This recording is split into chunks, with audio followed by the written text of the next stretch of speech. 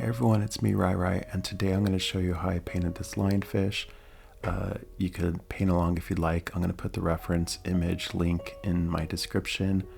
I got the image from Unsplash, which is a really cool website you can go to get art references, or actually you could use the images for commercial use as well, which is why I like them a lot. I'll also credit the artist here as well. The photographer that posted this image. It's a great resource for artists, so I just definitely wanted to tell you about that. This is Arch's 100% cotton watercolor paper. It's cold press. I also have the description of the paper in the description, but also kind of what kind of papers I prefer. So usually it's Arch's or Winsor & Newton, and I'm really liking cold press recently. When I'm drawing my fish in, I usually will start with the large shapes and kind of break them down very simply. Ovals, round triangles. I'm just kind of think of the most simplest shape I could get in. I'm not trying to add any details up front, because if anything's out of proportion or it's a little too high or low or something, I could easily erase out simple shapes and adjust them a little bit. So it saves me time just keeping the large shape simple, and then later I'll go in and do more of the details. Watercolor is a very transparent medium. That's what it's known for. That's what's beautiful about it. So I do try to draw pretty light. I'm drawing just a little darker so that it would show on camera, but ideally I would draw even lighter than this. If you struggle with drawing, there are ways you could actually transfer your drawing onto here by using like carbon paper. You could print out the image, put carbon paper underneath it, and then kind of trace it out. If you're not familiar with that, I could always do a little demo of that if you'd like. Just make sure you comment so I remember. After I get the general height in of the general shapes, like that whole top kind of fin, then I'll go in and start breaking it up more. Lionfish are known for kind of these long, spiny quills that kind of jut out of the back. Just getting a brief silhouette of them. With watercolor, more important than having a really good brush or a really good paint is having great paper. So I'm always trying to be very delicate with my paper. You can see I'm drawing it in. I'm trying not to sketch it in. Just trying to do nice, solid, clean lines.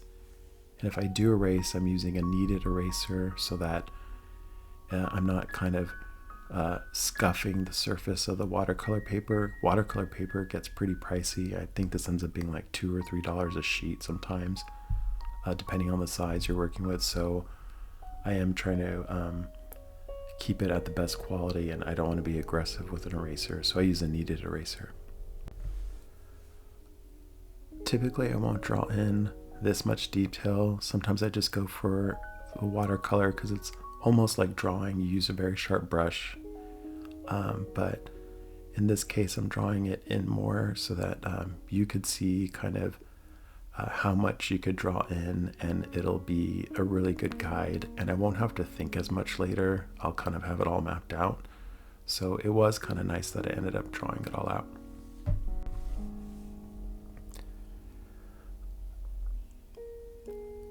The stripes are what's really striking also about the lionfish. So there's a lot of high contrast. So I'm going to be using masking fluid later to kind of mark off the white areas so that I could just kind of have fun and go at it with the darks and not have to worry about the white stripes as much and staying in the lines.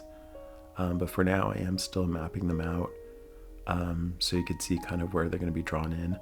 But this might be a step I would have skipped because I'm going to go in later with the masking fluid and kind of draw them in anyways, the white stripes with the masking fluid, but just so you could see a little bit easier as a viewer.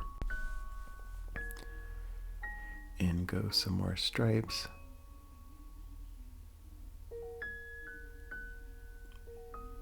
I do love drawing. At one point I was like, maybe I should just ink this and call it a day and not even add color, but I was really committed on, my cousin had asked if I could show her how to use art masking fluid, so I wanted to show her a couple examples of how I use it. On this piece, there's only a few areas where I time-lapse. You'll be able to tell because I think I kind of time-lapse kind of fast, but I wanted to do this as a real-time painting and drawing so that you could see how fast I work on it. The whole drawing and painting ended up taking, I think, about a little under an hour. I am showing you all the real-time drawing and all the real-time painting, but when I do the art masking fluid, you'll see it's all sped up. Just because that process got really repetitive really fast. Also, when my hand kind of went in front of the camera, it kind of went in and out of focus a lot. Here's art masking fluid. If you're not familiar about it, I do a little bit more in-depth demonstration of it in a masking fluid demo, but it's great. It's one of my favorite mediums to use with watercolor. It's pretty much just like a liquid latex, and that dries all rubbery, and it'll preserve all the white spots. It has a little bit of yellow pigment in it, so it won't kind of blend in completely with the paper, so you can kind of more easily see where you have it, so you can remove it later. Here we go, one of the time-lapse parts. Sometimes they get all clumpy as they're drawing while you're painting, so you can just wipe it off. Always use an old, inexpensive brush when you're doing the masking fluid because it could damage your brush. It takes a little time to kind of paint in all the little spots I want to preserve with white, but it makes it a lot easier than having to strain myself to not get the paper filled in by accident with other colors. Clean off my old brush really well, and then I blow dried it. You can let it air dry, but I just want to make sure it's really dry. It'll feel a little sticky sometimes still because it's so rubbery, but I'll go in and paint it now. Now that it's completely thoroughly dry, I'm going to be using my professional watercolor. These are synthetic brushes by Winsor Newton, 0 and 6. They're synthetic sable brushes, so they feel very sharp. This is kind of what a real sable brush looks like. The real sable brush is a lot more expensive, but I'm going to be using my synthetic sables by Winsor Newton because they're the brushes I recommend. They're just a great value for the price and the quality. Winsor Newton didn't sponsor this video in any way, but I do some work for them, like in schools and colleges. I do little material lectures, so that's why I use a lot of Winsor Newton stuff, as I have a lot of their things on hand. So you'll see I'm using the Winsor Newton professional watercolor tubes. I squeezed them out into this palette. It's a Jackson's palette. It's porcelain. I absolutely love this palette. And I got a little bit of cerulean blue, little yellow ochre, kind of making a shadowy gray color just to throw in on the bottom fins. And fins, quills, whatever it is. I should take a biology class one day. I'm always painting fish. Learn about a bunch of fish and different animals. So I'm getting in just a coat. Usually you'll start with watercolor. You'll start with your lightest colors first and work your way into the darker colors. I kind of jump around a lot. I'll kind of go in with medium sometimes first just to get a feel for how dark I want to make things. But in this case, I'm using kind of a just shadowy color because later I'm going to mask off a little bit in some of these shadow fins as well. What's cool about art masking fluid is you don't have to just protect the white of the paper. You can protect the color that you're painting in as well. If you just let it dry, you can paint in some of the masking fluid and then go over it. This is kind of the webbing that's between parts of the fin.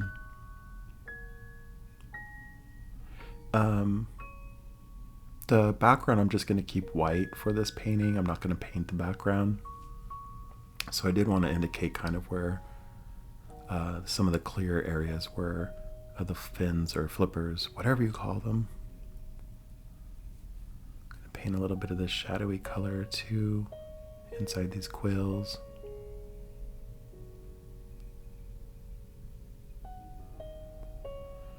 You see this brush, I love it because it comes to a fine point. Doesn't hold as much water as a natural sable brush, but because it's a lot cheaper than these synthetic brushes are a lot cheaper than the actual like Series 7 Kolinsky Sable by Winsor Newton. It is I don't know, I could be a little bit more free with it, a little bit more rough with it when mixing colors, and that's why I use it a lot sometimes. I'm gonna go in and get some burnt umber, just start warming up, getting the stripe colors. If you haven't noticed already, I'm not trying to really create a photorealistic painting.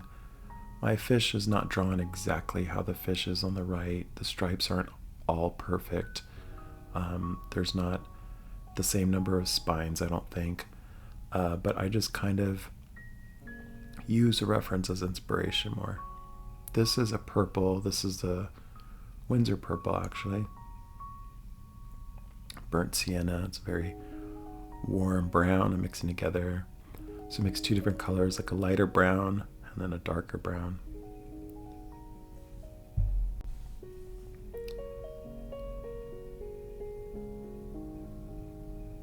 There I go. Just testing the color. And you can see I painted a little bit on top of where the stripe is, but it doesn't matter because where I masked off, it's masking it off. It's resisting the watercolor and it is keeping that protected so it'll be white later when I peel it off. So artist masking fluid is totally, this art masking fluid is totally like doing the labor intensive stuff first and then just being playful later. So you can see I did all the heavy lifting earlier by masking off all the little white stripes, and then now I'm just like going for it. I'm not concerned about staying in the lines. Let me zoom in a little. I'm just filling it in, like clean across it, and it masks it all off for me. So it's pretty cool. Go around the little tail.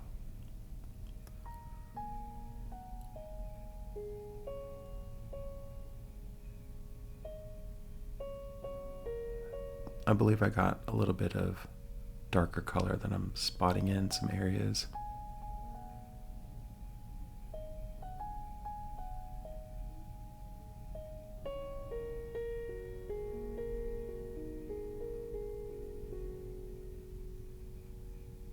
A little bit of the gills. Some of the gray was wet down here, and it's cool when things like that happen, when it's kind of bleeds on its own. So sometimes I wanted it to be dry, but it wasn't underneath, and that's what's magical about watercolor. Sometimes it just does its own thing. So you'll see some areas will kind of start to bleed into each other that I didn't want to, but I just go with it. It's a medium that really lends itself to spontaneous occurrences. And I like that. I like when things look a little bit spontaneous from time to time, especially in other areas that look a little bit more meticulous. Like this is going to have all those little stripes, but then other parts are going to be all melted. I think I just went straight into indigo, using it almost as a black to start darkening some of these areas. Watercolor will dry lighter, so I am getting used to that more since I've been watercoloring more. I usually watercolor just casually here and there. Now I'm doing it more as my main medium almost this season. So I noticed it. I never get things dark enough the first time, so I'm like, well, let me try getting it a lot darker and we'll see what happens. Now if you're following along on this one and you're a beginner watercolor, I don't want you to get discouraged if it's not translating as much. You should save the painting if you're unhappy with it. I feel like I never saved enough of my first artworks, my fails, because I didn't want to remember them. But now I'm like, I wish I had a tracking of that progress, you know? Just getting in the darks, it's kind of melting into the medium brown, and watercolor kind of does its thing. It's as cool as when watercolor could do all the heavy lifting for you.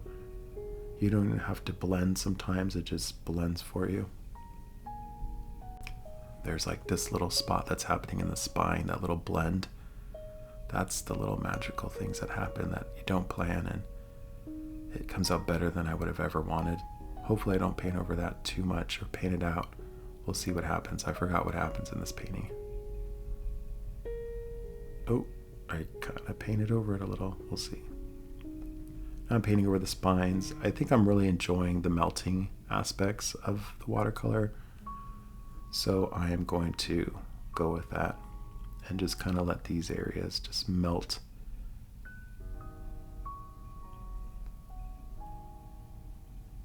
They call this technique wet into wet, where you wet the surface first and then you drop in the paint and let it kind of more organically spread and bleed. While those blend out, I'll kind of continue to these areas. Now I masked off the white, so I'll be able to just paint right over these little stripes, and then when I remove the masking fluid, I should have, I'm assuming, like a little spotted or striped spines of the fins. Adding in some more indigo just to darken up all those areas. A lot of these spots are pretty much just black, so I'm using indigo to do that. Indigo is kind of a bluish color, and I've been using a lot of reddish oranges or reddish browns. So orange and blue are opposites, so they'll kind of cancel each other out and create really dark, neutral kind of colors. I'm going back in now with some artist masking fluid. Now I'm just protecting no longer white, but it looks like gray areas in the fin. I'm gonna hit it with the blow dryer for a minute or two. I did do a cut, so it was blow dried more thoroughly than you saw. And then I will go ahead and paint my little stripes over again. And it'll resist those little spots and it'll keep them white.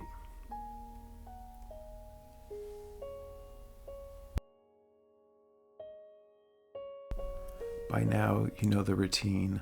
I'm just gonna paint in some water, and then I'm going to drop in some color. This is some burnt sienna with a little bit of my dirty color from my palette. One of the reasons why I choose this as a subject is because, as you can see, this painting comes together kind of fast.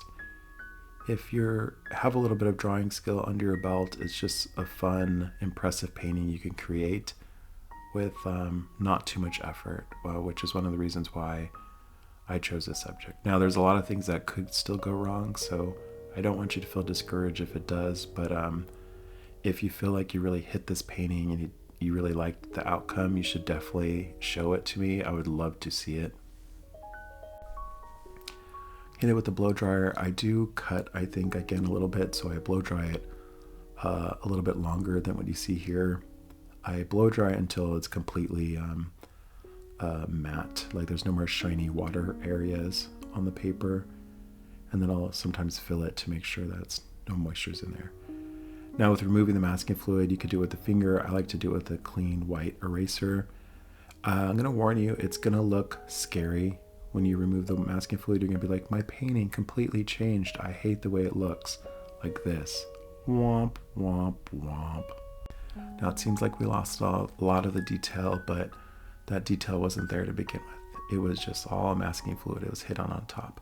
So now what I do after I protect all those white spots is, now I could just go in and have fun and add a little shadow to my white areas. I'm using cerulean blue with a lot of water to create these very, very soft shadows in the white. There's a lot of blues in them. It's kind of picking up a little of the brown when I go over it. I don't care, I just let it happen. And it kind of neutralizes the blue a little and creates a gray, which is also a great shadow color, right, for white. So yeah, you can see really impressive. It creates a lot of depth really fast with painting in just a little bit of shadows on the masking fluid. You could almost call this painting done, I feel like, right after doing this first little layer, but I will be pushing this painting a little more and adding more details. But if you're kind of feeling like I'm at a good stopping point, right, I don't think I'm gonna be able to make it without ruining it, I totally understand. But I'm still going to go in with a little bit more detail after this, and I hope you would at least try it. It's okay. If you don't like the way it looks, you don't have to show anyone. But I hope these tips are kind of giving you a little bit of inspiration to at least try painting the lionfish.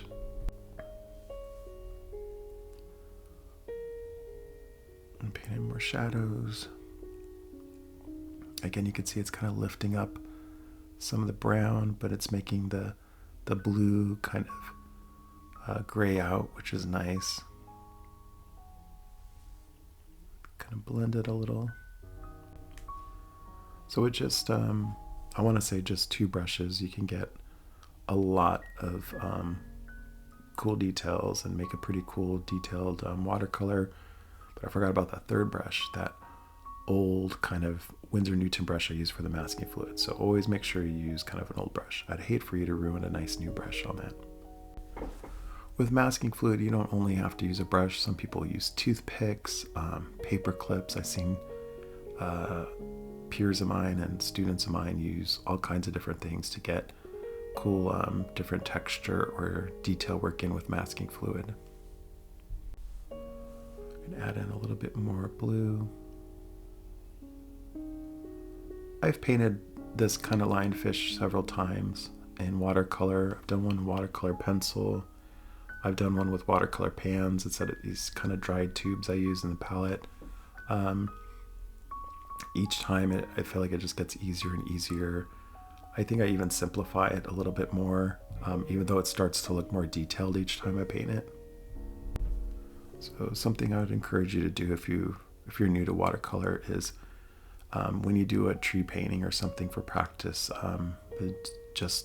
don't just do one tree painting. Maybe do at least 2 or 3 and see how you progress. And maybe it's a subject you won't like in the future, but then move on to your next subject, maybe a landscape. Do 2 or 3 or something and see if you like it. Maybe do flowers a couple times, but I would suggest doing the same subject multiple times.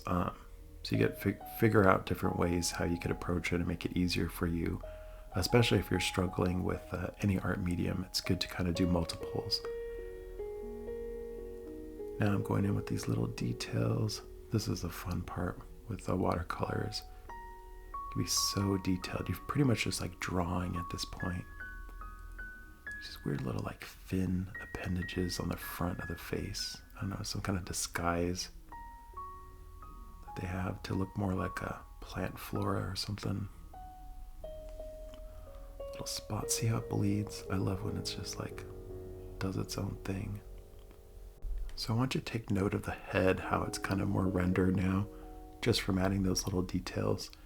So hopefully that'll encourage you to kind of push the painting a little bit further if you can. Gonna get some indigo, get some more shadows into the browns just to add a little bit more depth. Kind of darker around the edges. Lionfish come in so many different colors, from like these kind of blondish orange colors to the brown one. Like mine's way more brown than the one in the photo. The one in the photo is much more orangey red. But you could even do a monochromatic painting if you wanted. Like, I mean, you could do like a pink one, a turquoise one. I mean, it's fun when you can be surreal and change up the colors however you'd like. I'm doing details on top of the more abstracted bottom parts, and just to kind of refine the fins a little more. Again, I'm going in with indigo, which looks like jet black, but it'll dry a little bit more matte. So it'll be kind of almost a black, but it'll be more of like a matte black, so it'll feel a little lighter. This was a hard decision, painting over all those little beautiful blooms and kind of spreads that happened in the wet into wet. But I decided I would leave some showing and then kind of cover some just to refine and push it a little further, just seeing what I could do. Most of my artwork is always experimentation anyways, seeing what I can get away with. Especially since watercolor is a medium I'm not as vetted with as I am like with oil painting or acrylic painting. I have lots of learning to do when it comes to watercolor, which is why I am deciding to kind of push some areas a little further than I would have if it was oil or acrylic probably. I really like the idea of being able to be really brief with watercolor or oil sometimes, or acrylic mostly. I like to be really brief and do really brief paintings. But with watercolor, I'm kind of playing with both right now, seeing how brief I can be, but also how much detail can I add before it kind of gets a little too much, a little bit too chaotic. This one I feel like is still reading, even though there's a lot of little shapes. I could still see the fish in there, so that's what I really liked about this one.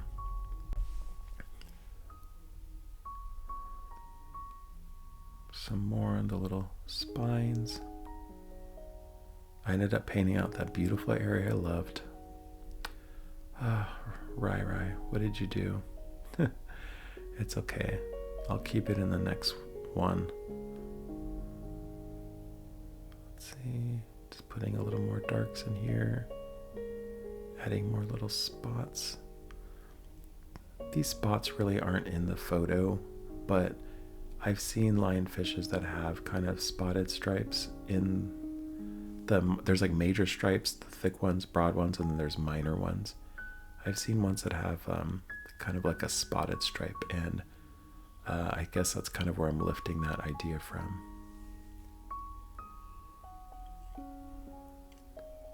It's also your subject matter too, right? Not only painting multiples to kind of learn your subject really well or get better at painting it, but also looking at a lot of images. Sometimes it's hard. I love Unsplash to find images, but sometimes it's hard to find the exact image you have in mind that you want to create, or but you could always use a couple different references, you know, if you can't find exactly what you need.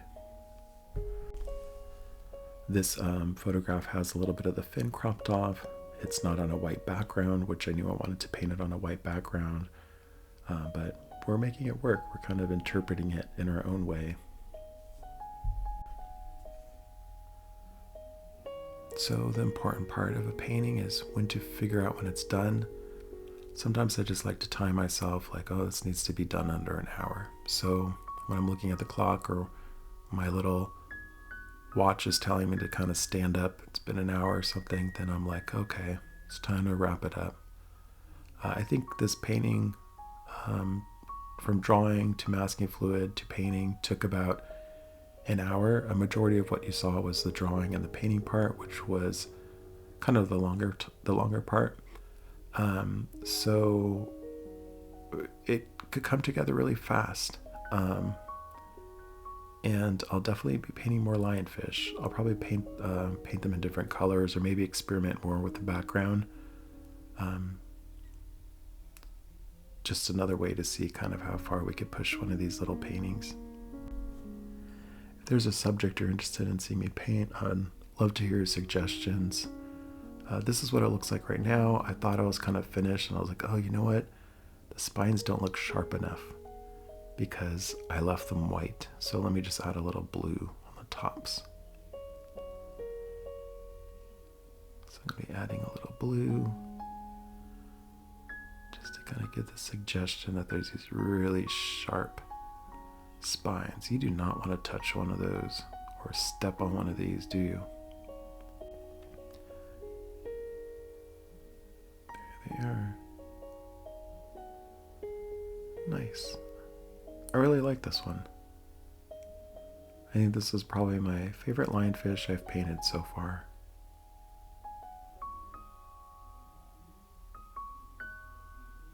It's a little more blue. Cool. As well, this was also a limited color palette, which makes it a little bit easier to paint. There's not a lot of colors to wrestle with. I just used earth tones and cerulean blue, and then the white of the paper. If you made it this far in the video, congratulations, the video is pretty much done. If you can do me a favor and just help me out by liking, sharing, or commenting, I'd love to get my algorithm boosted so that I could be encouraged to keep making more videos. I, at the moment, have under 100 subscribers at the time this was published, so I would love to reach 1,000 by the end of 2025. Let's see if we can do it. Thank you so much for your help, everyone, and I'll see you soon.